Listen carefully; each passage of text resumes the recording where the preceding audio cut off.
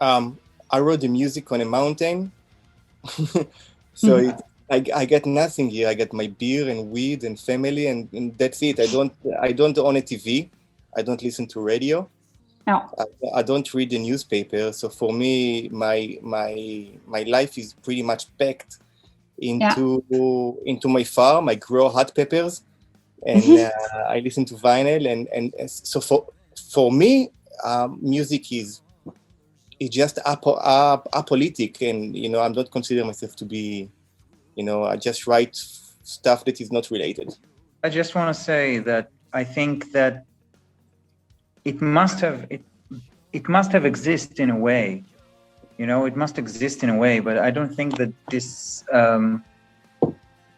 reality will let it define us so No. much. I think it's there in several layers of what we're doing, Mhm. but we're not facing it directly. It's just part of the landscape, Mhm. part of the background, and it's only one aspect of who we are as individuals. Mhm. So yeah, it's hard to live that way, but um, we're making this music in order to feel something else, to be somewhere else. And I think that Yeah. it's part of the biography, but it does not define the biography. I mean, for me, when I wrote the songs, it was a cure for me for a period in time. I had kind of a hectic time. Mhm. So I think music is fuel for everything. I think if all people in the world would drink beer and listen to music, we had no wars, because Mhm. you don't want to fight when you listen to good music and enjoy yourself. So this is our part, our contribution to people who want to get away.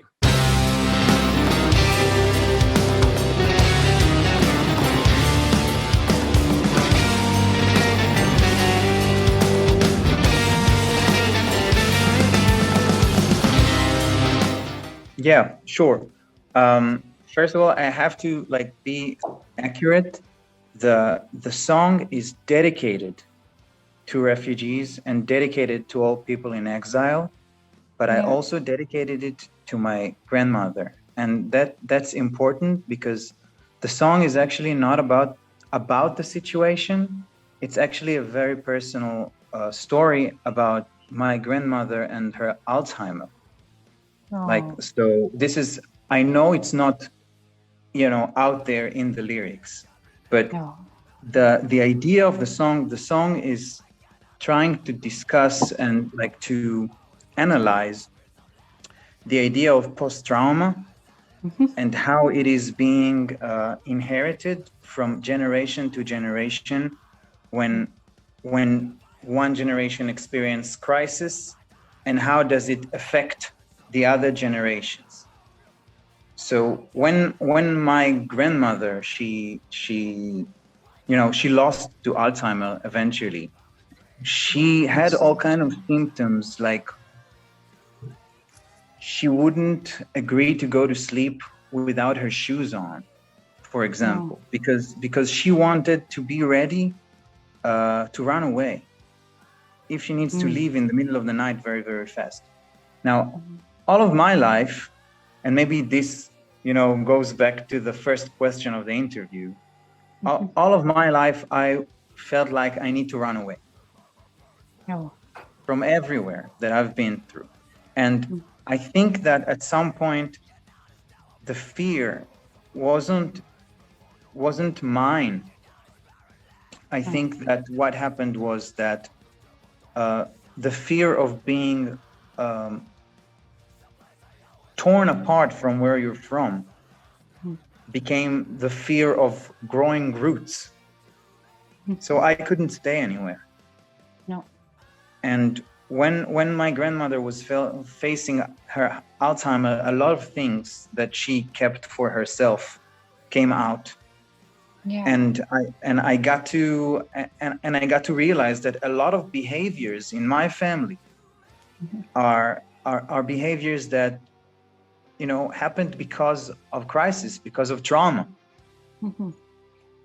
So I when I wrote this song, of course, it was meant, dedicated to anyone who's in pain or suffering or feeling not at home or being not at home.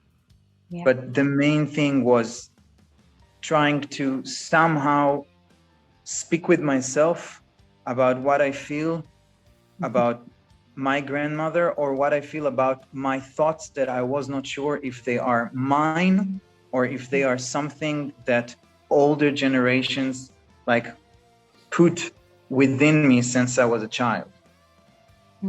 So this is what the song is actually about. But we wouldn't, we want people to be able to read it the way they want to read it.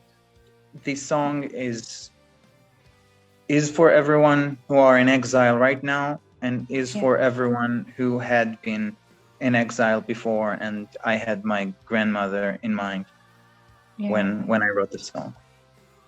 I think if I can say one more thing, I think some themes in this album, a lot of the themes are very personal themes that are discussing two main emotions, which are love and guilt, that I found like within myself. I felt that these are two emotions that can bind a person to a place or to another person or to an identity, like both love and guilt.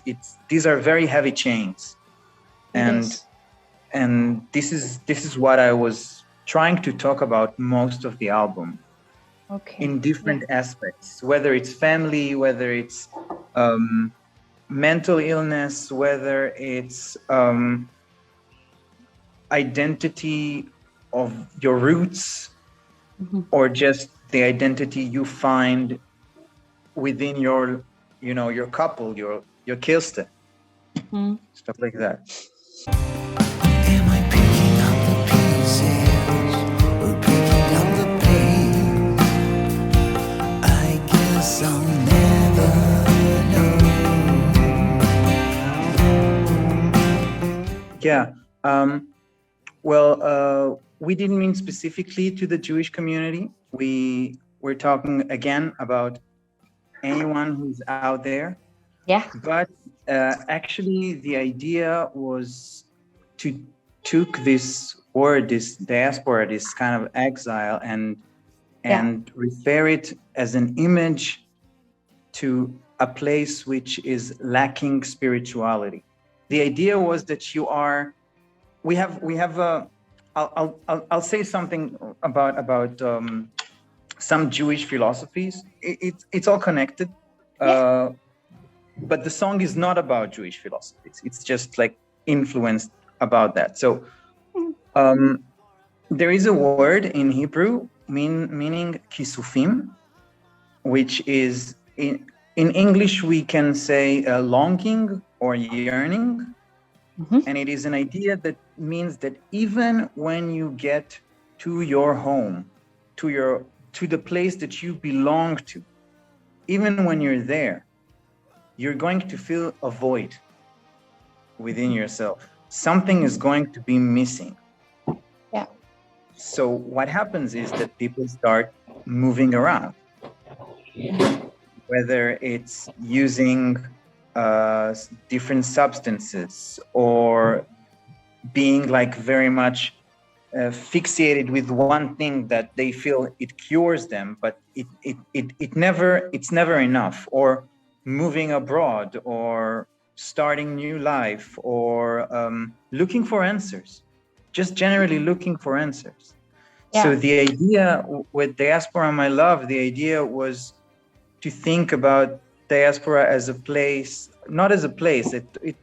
It's a metaphor. It's an image for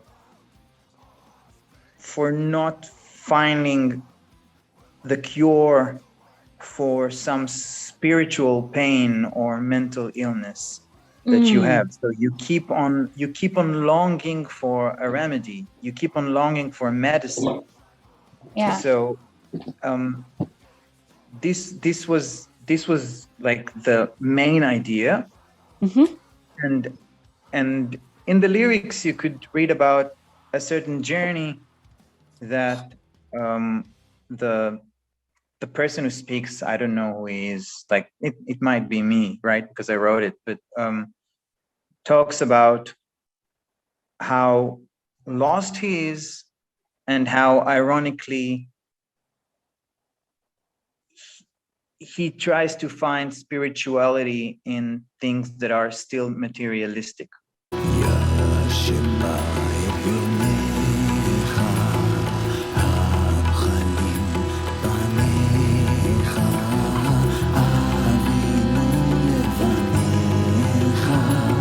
I got a song, Ya Shemai Vionecha, is a song in the album. I think it's song number 7. And it's actually a prayer. It's a Jewish prayer. It's a thing we say in a very special day called Yom Kippur, which is in English Day of Atonement. Atonement? Atonement. Yeah? Atonement. Yeah, it's a day that Orthodox Jewish people must not eat. And basically, you just have to cry for your sins in order to get redemption and to have a good new year.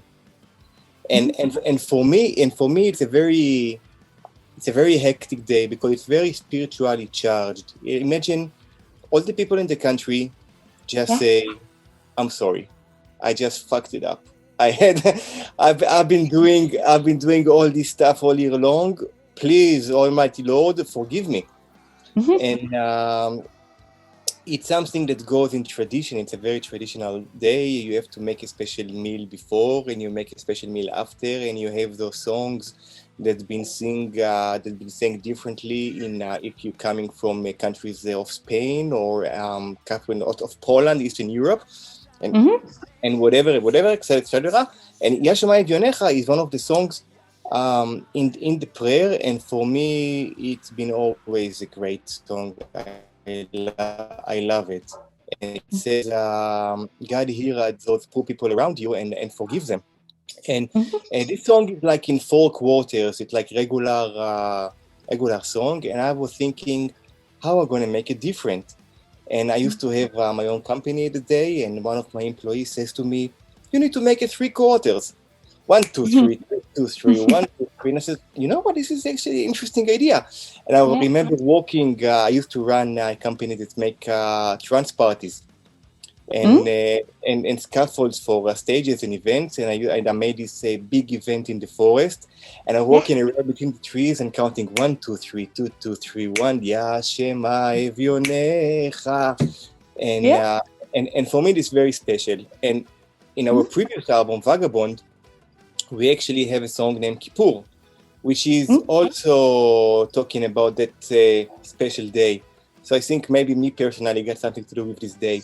And every time I'm passing through it, I have to write a song about it and just express my feeling in music. The middle part, the this is actually, it's not a part of the original song. This is something we made up. But the idea was to make it very klezmery, very much a Jewish-oriented, spiritual, charged party. And because this day is horrible, it's a very bad day. It's the worst day of the year. I don't like it at all. So every time I pass it, I remember every time I get to the evening of the day, I'm like, all right, I go to my wife and say, okay, honey, bring the wine. We're going to start because this day is over until the next year. And this is what the song is about.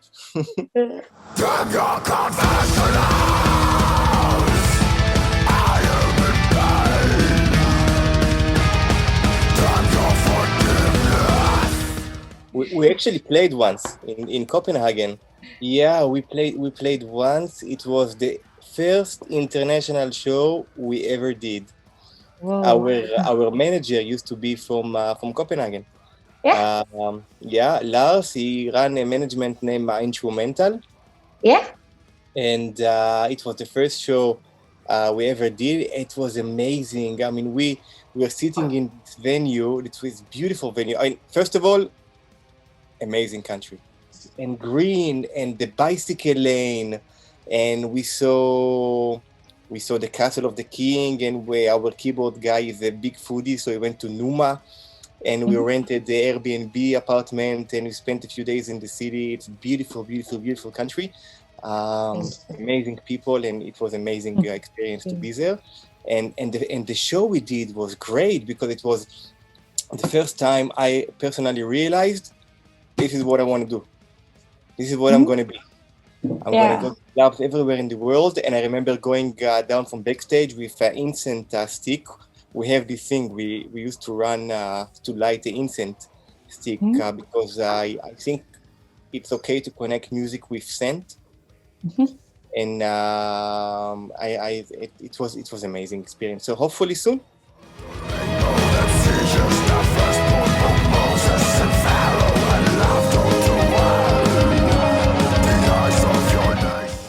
You have a beautiful country and you are a beautiful audience, and we cannot wait to come and rock for you and play you our bazaar music very, very soon. And love and peace from Israel.